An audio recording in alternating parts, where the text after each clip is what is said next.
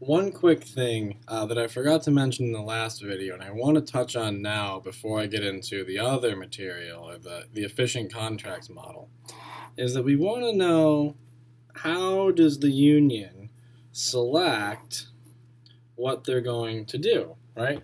How do they select exactly what it is that, what sort of wage and employment combination they're going to actually want, okay? And so what we can do is we can use basic indifference curve analysis, right? And so here, higher wages is an economic good, and higher employment is an economic good, and so that gets us indifference curves that are shaped like this, right? So let's call them U. All right, we'll call these U just to make sure. Yep, good. Okay, those are going to come back later. And so the higher levels of these things, right, the higher we are in this direction, the happier the union will ultimately be, right? And what we're saying is here, right, the union is at some level indifferent between employing this many workers at this wage and this many workers at that wage, okay? It's the same sort of indifference curves as what we were talking about before with, income and substitution effects. Now I have to draw this one carefully. You'll see why. I kind of goofed it up, but that's okay, right? And so the union wants to maximize their utility just like people do, right? Where the union's utility is a function of the wage and the quantity, right?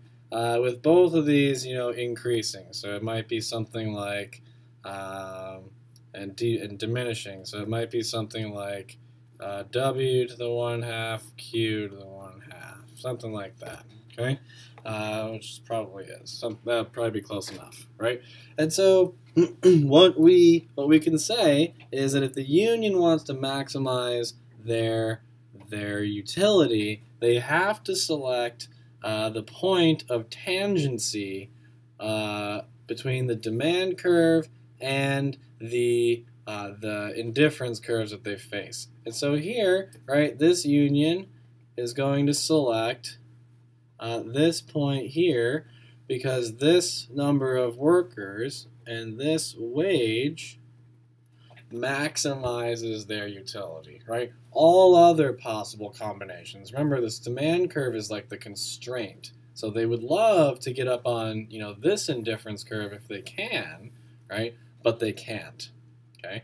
Because it lies beyond sort of the constraint that is the firm's willingness to pay for labor, okay? And so these indifference curves are going to come in a really cool way in the next video. So I want to make sure you kind of got to see them, right? And so again, these things are just indifference curves, just like every other indifference curve we've ever looked at, okay? But they're going to come into a really cool thing. And so it turns out there is a way to get here. There is a way to get to U4, okay? And it's amazing. It'll blow your mind. And I'm actually really excited about it because I get to do it this year since I'm doing videos. So check this out, right? So let's go to the next video.